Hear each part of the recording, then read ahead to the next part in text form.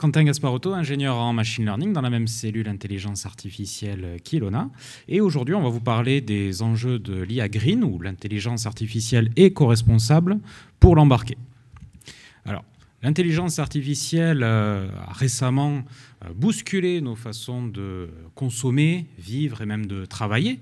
Elle nous suggère depuis longtemps quoi regarder sur nos plateformes de streaming favorites, quoi acheter sur nos plateformes de e-commerce et plus récemment nous facilite les travaux de rédaction et travaux artistiques.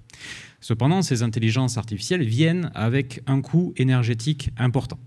De gros calculateurs sont nécessaires pour réaliser les phases d'entraînement extrêmement gourmandes en ressources de calcul et des data centers sont utilisés pour déployer ces modèles d'intelligence artificielle pour de l'inférence et les mettre à disposition auprès des utilisateurs.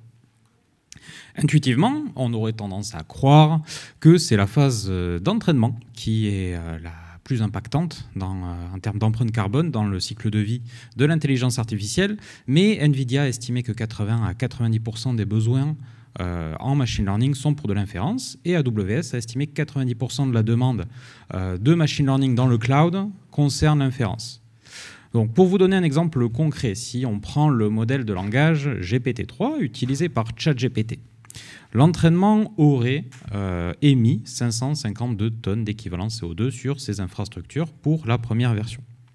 Cependant, aujourd'hui, pour de l'inférence, on estime à 12 800 tonnes d'équivalent CO2 par an générées par ChatGPT pour une requête pour 11 millions de requêtes à l'heure.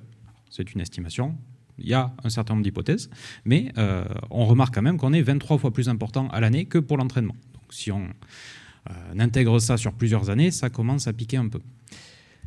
Là, on tombe dans la catégorie qu'on appelle l'IA RAID, qui se concentre sur l'amélioration des performances de la précision du modèle, sans forcément de considération avec les ressources de calcul qui sont utilisées.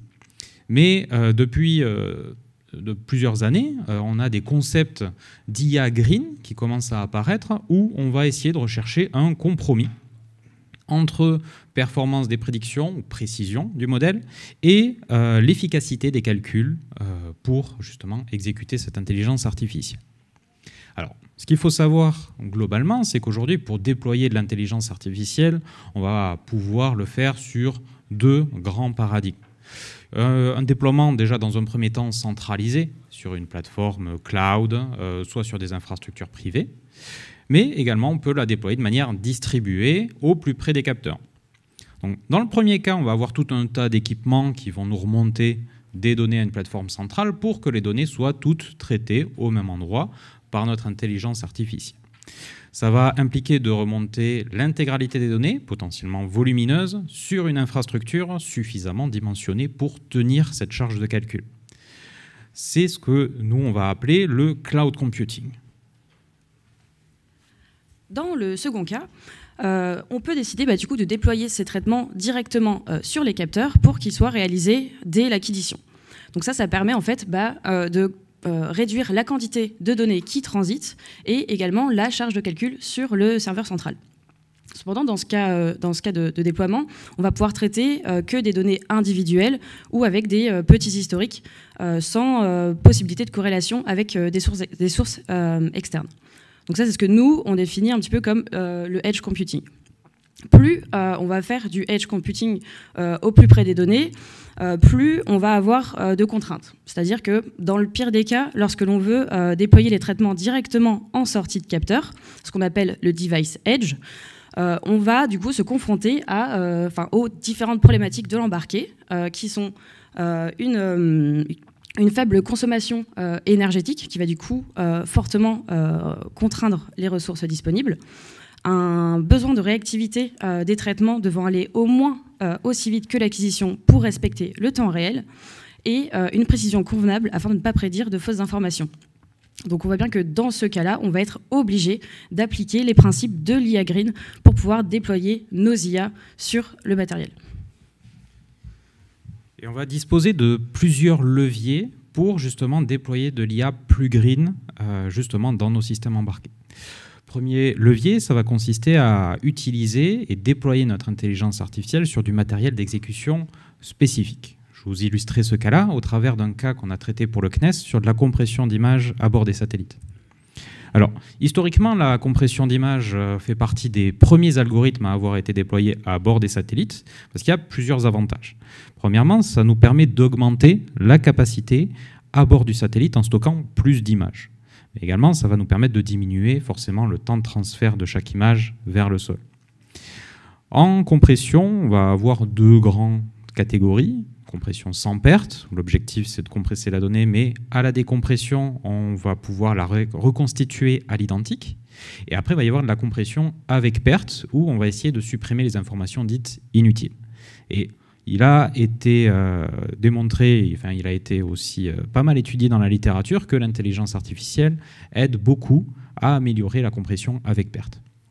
Là, je vous ai mis un exemple de 3 compressions de la même image avec différents algorithmes. Donc le premier, JPEG et JPEG 2000 par la suite, qui sont des algorithmes historiques qu'on retrouve notamment dans pas mal de technologies web. Et le dernier, qui a été proposé par Bal et al. De chez Google, qui utilise un algorithme de deep learning pour compresser cette image. Là, ce qu'on va remarquer assez vite, c'est que JPEG et JPEG 2000 vont générer un certain nombre d'artefacts qui vont en quelque sorte pixeliser l'image, un petit peu déformer les formes, ne pas conserver les limites de chaque objet, là où l'algorithme en deep learning de Bal et al. Va justement arriver à conserver un petit peu les limites de chaque objet, tout en lissant l'intérieur des formes pour minimiser la distorsion de l'image à la fin. Donc nous, on est parti de cet algorithme-là, de Bal et al., et on a décidé de le déployer sur différents hardware. Premièrement, les CPU avec architecture x86, qu'on retrouve généralement dans ce PC portable ou même vos PC fixes à la maison.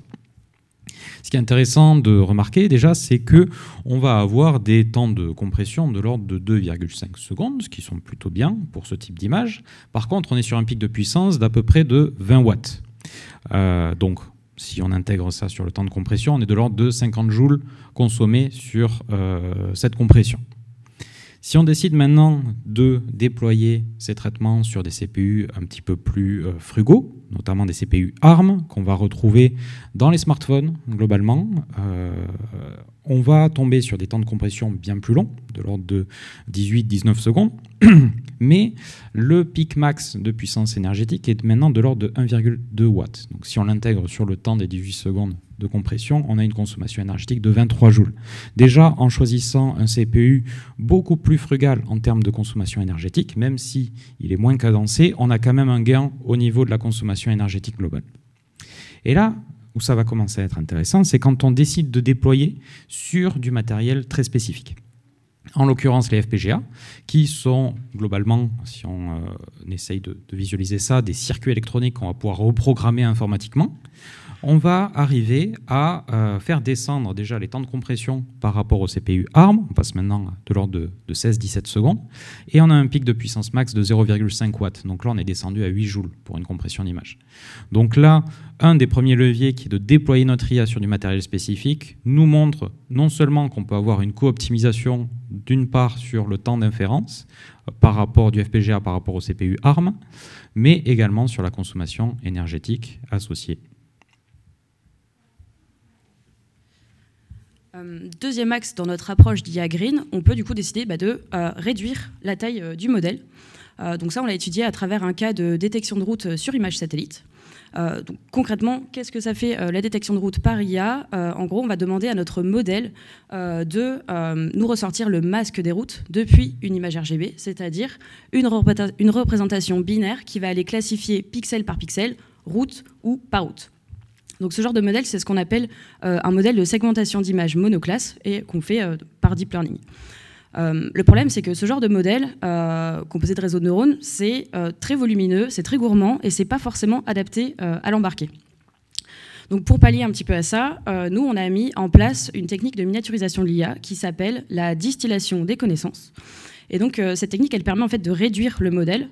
Et donc, pour ça, nous, on est parti d'un modèle initial qui est standard mais volumineux. Donc, il y a 60 millions de paramètres. Et on a réussi à décliner différents modèles qui sont plus petits, donc avec des architectures jusqu'à 120 fois plus petites, mais qui, au final, obtiennent des performances qui sont à peu près équivalentes ou légèrement dégradées. Ce qu'on observe ici. Voilà.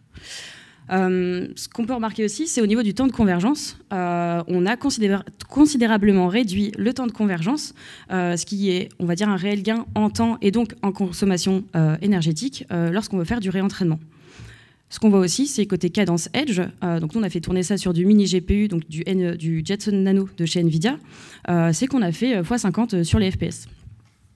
D'un point de vue opérationnel, quand on va regarder le rendu photo, on observe en fait que nos différents modèles distillés, ils vont plutôt bien reproduire, enfin plutôt bien restituer les routes qui ont été tracées.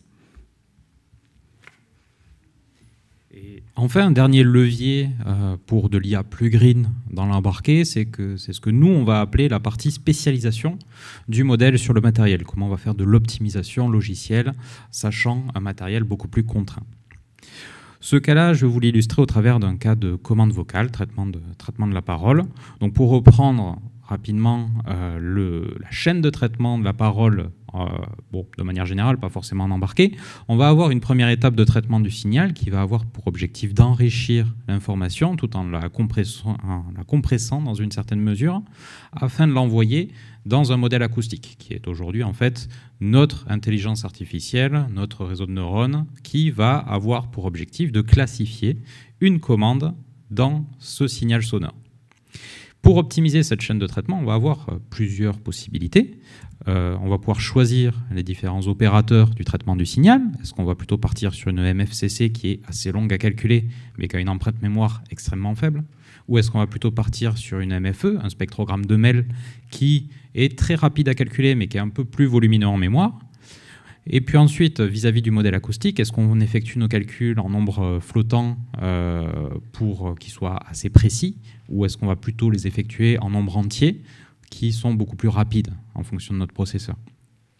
Également, autre levier qu'on va avoir pour optimiser cette chaîne de traitement, c'est travailler sur la fenêtre d'échantillonnage du signal pour pouvoir tenir le temps réel et travailler en fait sur le taux de rafraîchissement de notre inférence. Donc, quand je vous parle de spécialiser sur du matériel assez contraint, ça ressemble à ça. On a déjà déployé ça de manière assez tranquille, on va dire, sur un Raspberry Pi 4 qui n'est pas vraiment contraint. Et les problèmes ont commencé à arriver quand on est passé sur son petit frère, le Arducam Pico 4ML, où on est sur un Pico-Pi. Quand je vous parle d'une échelle vraiment différente en termes de puissance et de capacité de calcul, on est de cet ordre. On a divisé la puissance de calcul par 23. On passe de 4 fois 1 GHz, 1.5 GHz à 2 fois 133 MHz. Donc là, ça picote un peu. Et côté mémoire, 8 Go, bon, on ne les utilise pas sur le Raspberry Pi, mais 2 mégas, c'est compliqué sur le Pico. Donc pour déjà, dans un premier temps, arriver à faire rentrer notre intelligence artificielle sur ce hardware, qu'on spécialisait notre modèle sur ce hardware, on a dû diviser la taille du modèle par 4. On est passé de environ 100 000 paramètres à 25 000 paramètres. Il a résulté en une dégradation de la précision assez vertigineuse. On a perdu environ 15% de précision sur le modèle. Vis-à-vis du besoin opérationnel, là, il va falloir une vraie expertise opérationnelle pour évaluer est-ce que ça répond à mon besoin ou est-ce que c'est vraiment beaucoup trop dégradé pour mon usage. Vis-à-vis du binaire, donc sur le Raspberry Pi, on avait réussi à générer un binaire de l'ordre de 800 kilooctets. Sur le Arducam, on a pu diviser par 2, du coup, avec ce type d'optimisation. Donc, on est descendu à 400 kilooctets. On a aussi optimisé une partie des traitements pour les effectuer en nombre entier, ce qui nous a permis aussi de gagner un petit peu. Côté temps d'exécution global, sur Raspberry Pi, on avait une fréquence de rafraîchissement de l'ordre de 50 millisecondes. Et sur le Arducam, on est plutôt fait x 2,5, on est passé à 120 millisecondes. Là, du coup, au final, on respecte le temps réel dans les deux cas. C'est-à-dire qu'on va traiter autant d'informations qu'on en acquiert. Cependant, le taux de rafraîchissement sera moins important. Donc, le système est moins réactif. Mais à la fin, ce qu'on va remarquer, c'est que sur un Raspberry Pi 4 à 365 watts, on est de l'ordre de 182 millijoules par inférence, et sur le Arducam, on est à 30 millijoules par inférence. Donc on a divisé la consommation énergétique par 6. Donc spécialiser des modèles sur du hardware beaucoup plus contraint a aussi cet impact en termes de consommation énergétique sur des cas d'usage effectivement beaucoup plus miniatures. Le Arducam fait la taille de mon pouce, globalement. Le Pi, bon, ça commence à faire la taille de ma main. Donc c'est vrai qu'en termes d'espace, gain énergétique, sur des cas potentiellement déployés dans des théâtres d'opération beaucoup plus frugaux et non reliés au secteur, c'est vrai que l'énergie commence à être un petit enjeu. Voilà. Et donc, tous ces sujets d'intelligence artificielle embarquée, avec toutes ces connaissances de comment est-ce qu'on rend l'IA beaucoup plus frugale pour nos systèmes, tout en essayant de minimiser la dégradation des performances, nous ont permis cette année de développer un démonstrateur directement dans un véhicule, de réseau de capteurs embarqués qu'on va envoyer dans le désert, et également travailler cette année sur quel est l'impact de ces différentes techniques d'optimisation de la consommation énergétique dans l'objectif d'optimiser la consommation énergétique de l'IA pour le cloud.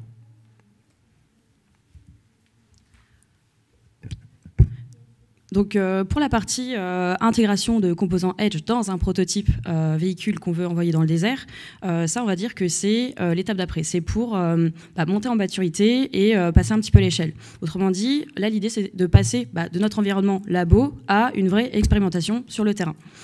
Donc l'objectif de tout ça, on va dire, c'est de faire de la data valorisation de remontées multicapteurs en temps réel, en embarqué, et ça dans un environnement complexe devant nous, typiquement le désert, et avec du coup une contrainte énergétique forte. Donc l'idée c'est de mettre tout un ensemble de capteurs qui vont donner différentes fonctionnalités, de réussir à fusionner et corréler ces différentes données pour réussir à obtenir des capacités supplémentaires avec nos ressources qui sont assez contraintes.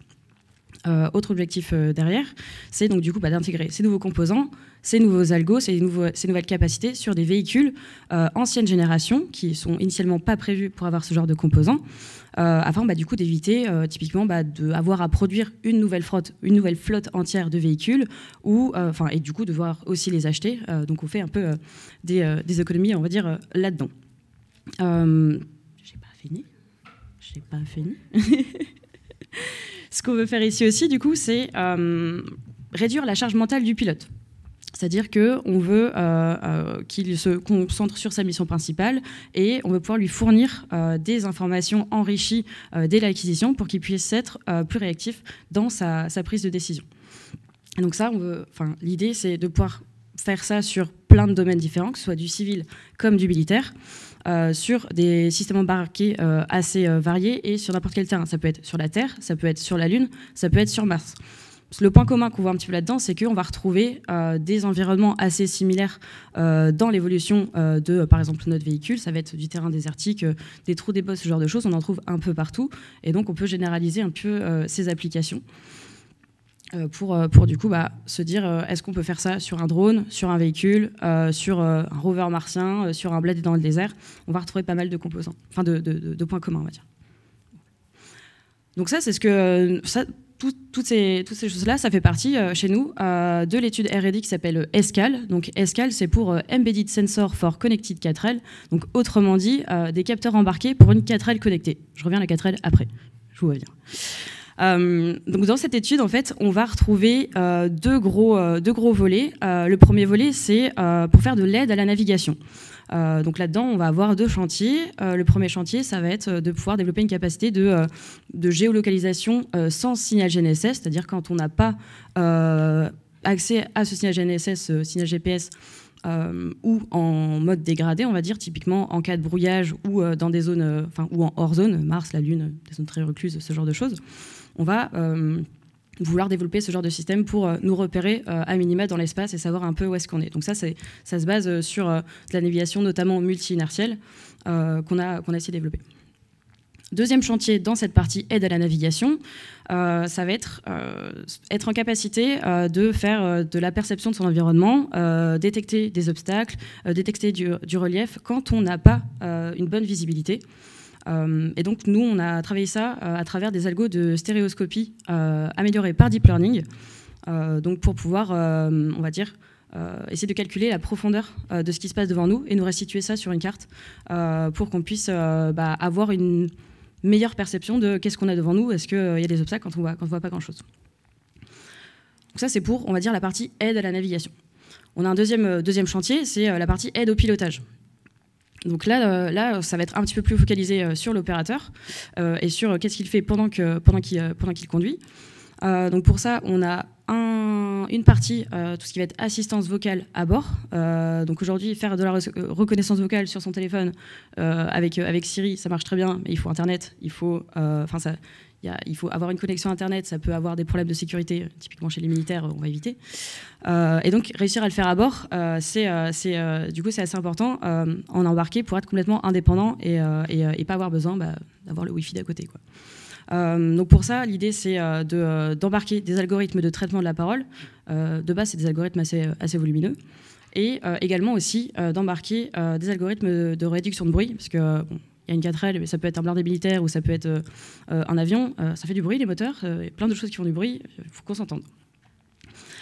Et du coup, dernier chantier, ça va être plutôt côté suivi de santé équipement, suivi de santé moteur, typiquement pour un véhicule, où là, l'idée, ça va être plutôt de placer des capteurs un peu plus méca.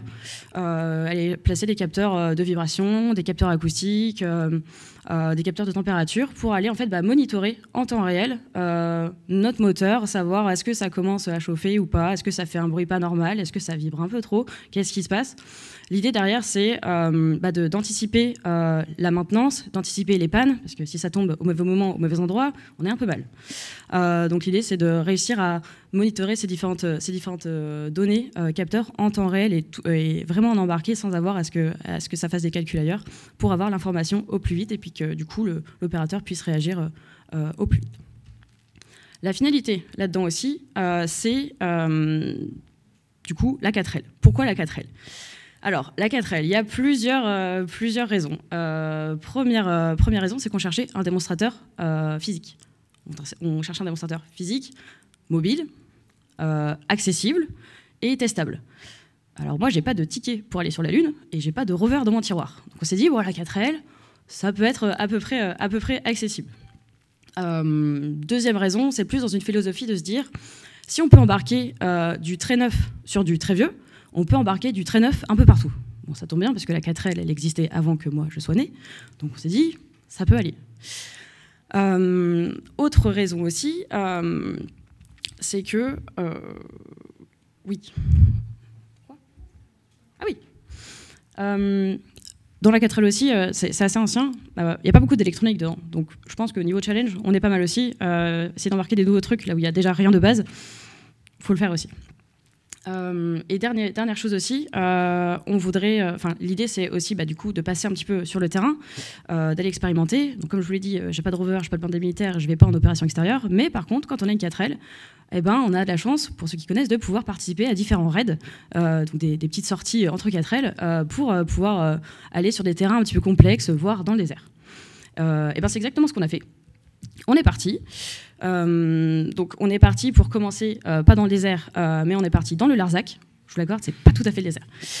Donc pour ça, on a participé à un raid automobile en 4L qui s'appelle le rallye Terre d'Aventure Aveyron, de chez SDO.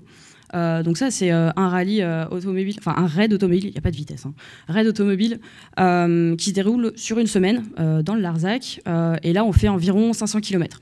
Pour l'instant, c'est assez tranquille. Bon, c'était un peu dur quand même, je vous le dis. Et donc du coup, l'idée un petit peu de ce raid, c'est de nous rôder un petit peu, de voir sur l'ensemble du système, avec toutes les fonctionnalités que je vous ai présentées, comment ça évolue, comment nos capteurs y réagissent, comment nos algos y tournent, la tête des données, qu'est-ce que ça donne au final vraiment sur le terrain, et aussi comment est-ce qu'on alimente un système entier comme ça, parce qu'on a provisionné ça sur panneaux solaires pour faire tourner l'ensemble des choses-là, et pas se retrouver sur la batterie, parce que si on branche sur la batterie... il y a un peu de risque quand même. On se dit, si ça tombe en panne à cause de notre système, c'est un peu nul.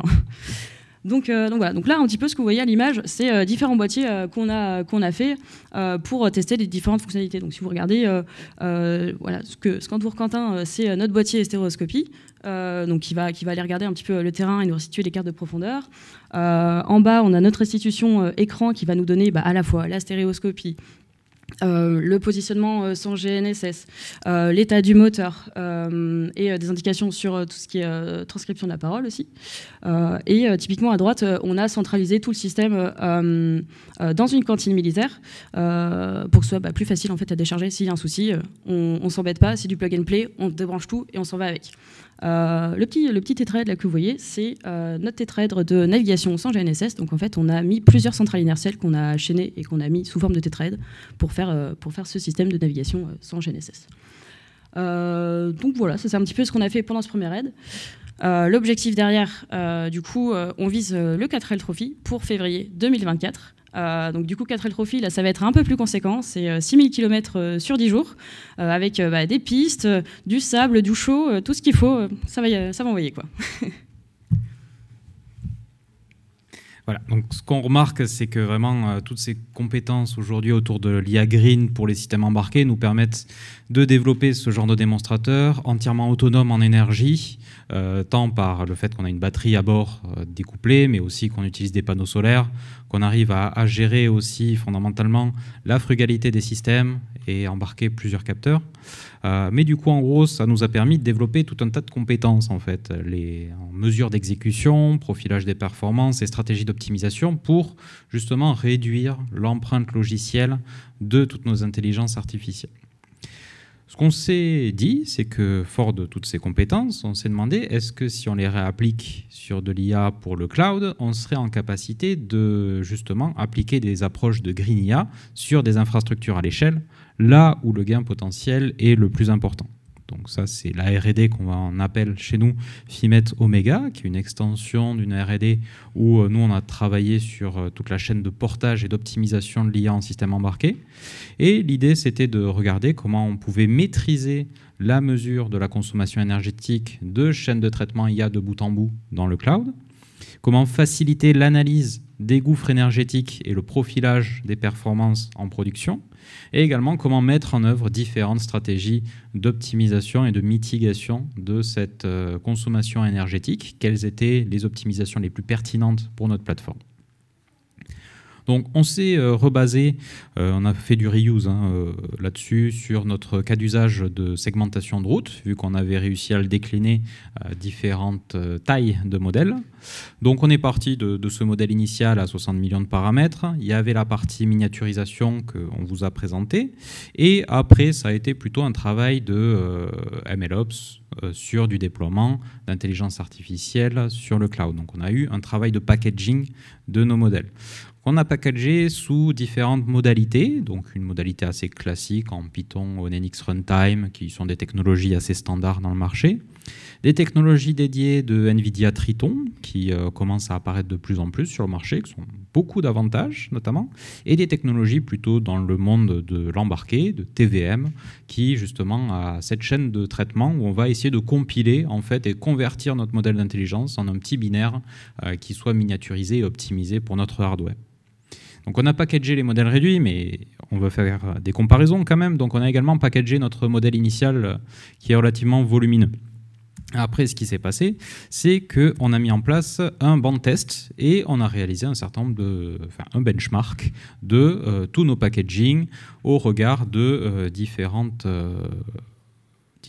dimensions, on va dire, pour justement comprendre comment réagissait notre modèle sur la machine.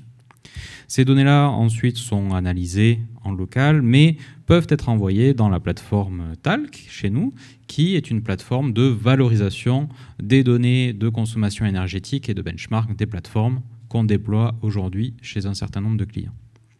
Et donc, ce benchmark, on l'a réalisé sous différentes dimensions, comme je le disais, 4 principales. Forcément, dimension de compute, où on va essayer de regarder la puissance de calcul qui est utilisée pour justement la résolution de notre modèle.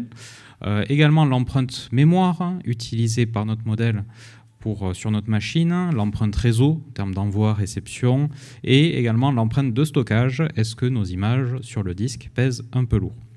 Tout ça, évidemment, regardé au travers du spectre de la consommation énergétique, mais pas que, parce que le meilleur moyen de réduire sa consommation énergétique, c'est de rien faire.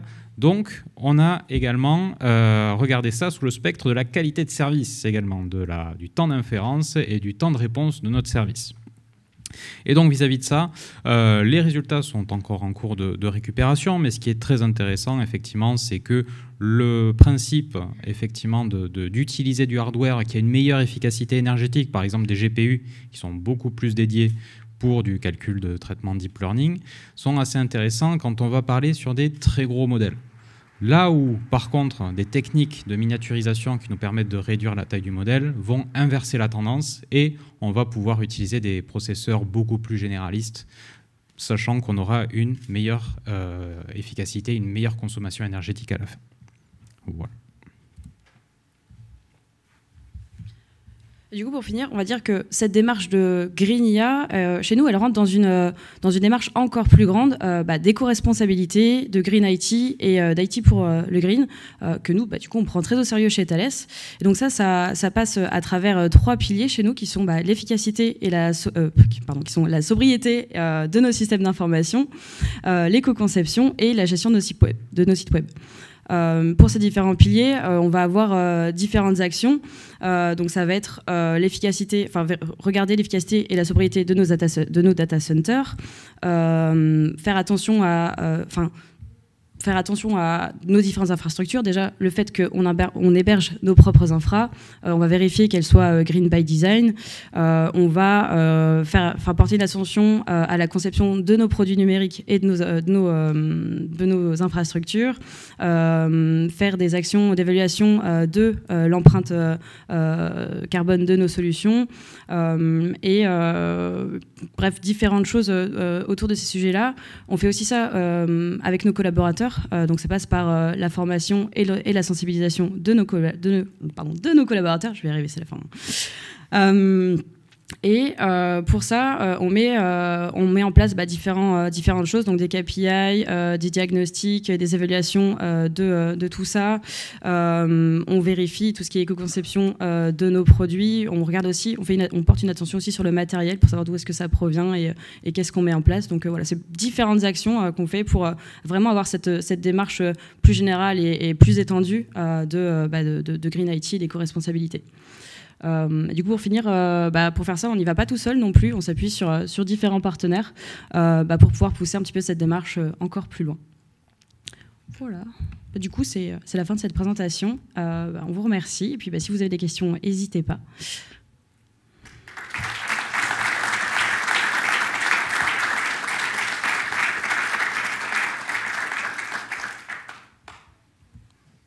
Pour les temps. On va encore avoir 8 minutes avant la fin de la conférence. Donc vraiment, si vous avez des questions, même un échange, n'hésitez pas.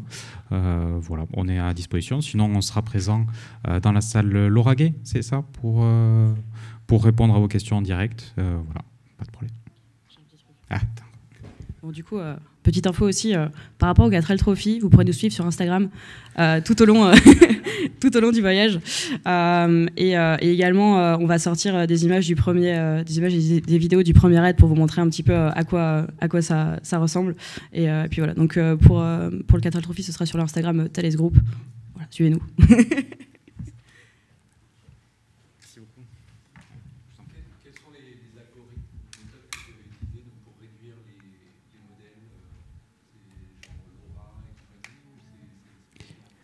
Alors aujourd'hui sur ces algorithmes, donc il y avait plusieurs approches. Donc il y a fondamentalement déjà sur l'architecture du réseau de neurones. Aujourd'hui, on élague en fait à la main des couches, c'est-à-dire qu'on va juste dire en fait cette archi-là, on va reprendre globalement cette archi, on va enlever des blocs, des couches à droite à gauche, voilà.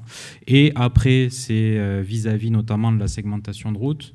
On a mis en place du coup de la distillation de connaissances qui permet de limiter la dégradation des performances et d'aller plus loin en termes de perfo que s'il s'était entraîné tout seul en fait. Donc l'idée c'est d'avoir un co-entraînement où un petit modèle apprend à la fois sur le jeu de données, comme de l'intelligence artificielle classique, mais elle va également co-apprendre avec un gros modèle beaucoup plus performant qui va en quelque sorte lui montrer la voie à suivre, comme un système maître-élève où justement il se fait tutorer par un modèle un peu plus performant. Voilà. Ça, aujourd'hui, cette co-optimisation est beaucoup utilisée, notamment, et c'est là où on va avoir les gains les plus importants, notamment dernièrement sur les modèles de langage. Il y a beaucoup d'approches de distillation qui sont appliquées et qui permettent d'aujourd'hui de lancer des modèles de langage sur des PC.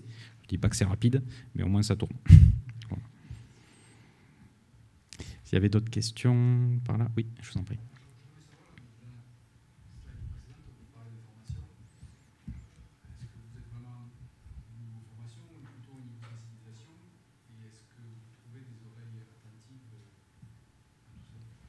Tu réponds? Oui. Je peux répondre. Du coup, chez nous, on a tout un processus de formation. C'est tout un e-learning qui est à suivre, qu'on peut suivre avec pas mal d'étapes pour former à tout ce qui est éco-responsabilité, éco-conception, etc. Il y a vraiment beaucoup de modules qu'on fait. C'est pas que de la sensibilisation, c'est des modules à valider, etc. Donc il y a tout un cursus qui a été développé en interne chez nous pour former tous nos collaborateurs. Vous battez pas, hein. Ouais, je vous en prie. Est-ce que vous êtes intéressé sur le matériel dédié justement, sur les prix de construction et les prix de ces matériels pour vraiment comparer les empreintes de ces matériels plutôt à quelque chose que vous avez déjà fait? Ouais, c'est un des cas très intéressants aussi. Aujourd'hui, c'est pas quelque chose qu'on a adressé, puisque c'est plutôt des questions qu'on va également se poser sur une montée en maturité, un passage à l'échelle aussi sur ces cas-là. Nous, effectivement, aujourd'hui, on est essentiellement sur la partie IT, mais effectivement, l'an prochain, on a aujourd'hui des idées pour peut-être étudier ce genre de choses, pas encore confirmées, mais effectivement, ça fait partie des gros enjeux à étudier. Non seulement dans une première mesure, déjà, le coût de construction, mais à faire rentrer là-dedans aussi le coût de réutilisabilité et de changement de mission qui peut être associé. Je sais que notamment Thales Alenia Space est en train aussi de proposer des plateformes satellites réutilisables et de créer un marché de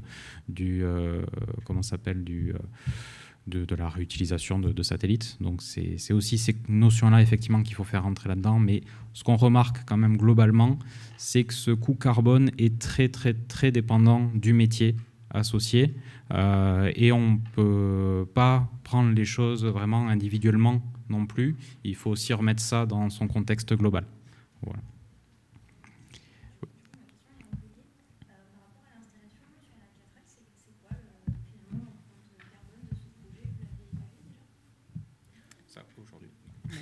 Non, aujourd'hui, on l'a pas évalué.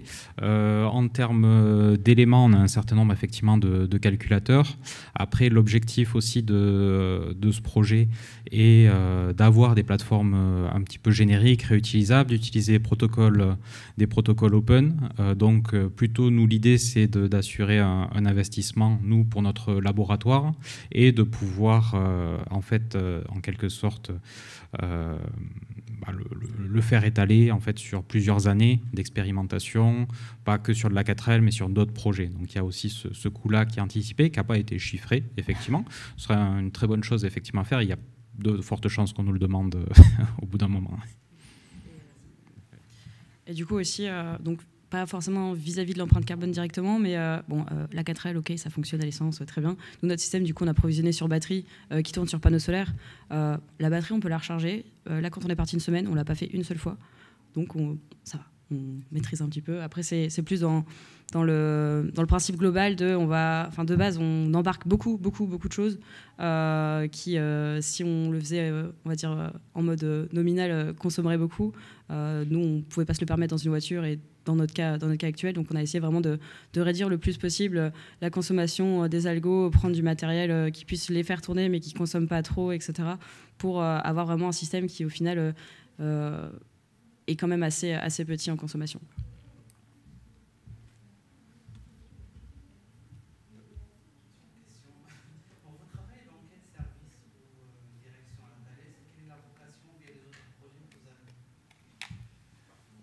Alors nous, on est Thales Services Numériques, qui est une branche de la partie système d'information et communication sécurisée. Donc nous, on est plutôt sur la branche système d'information sécurisée, où on s'occupe de tout ce qui va être infrastructure critique pour nos clients.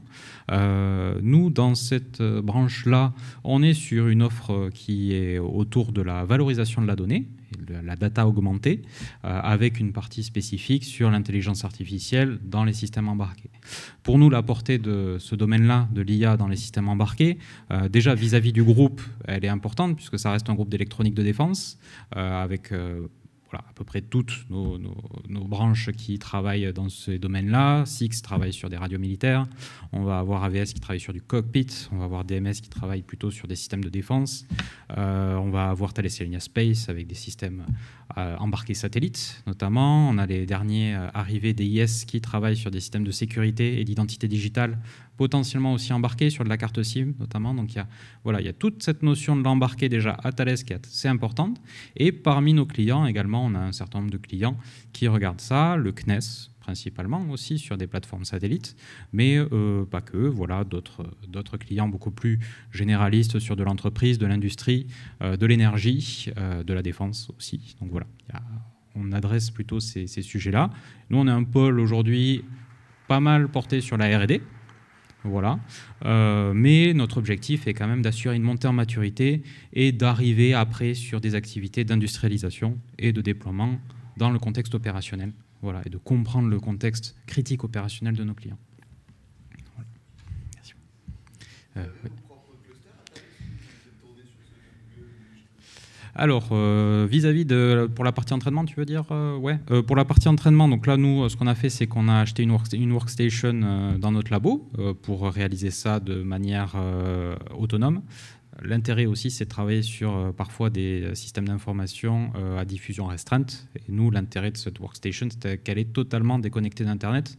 Donc, on arrive à développer aussi des capacités de travail sur des infrastructures sécurisées assez contraintes, et pour développer ce genre de technologie assez avancée au final.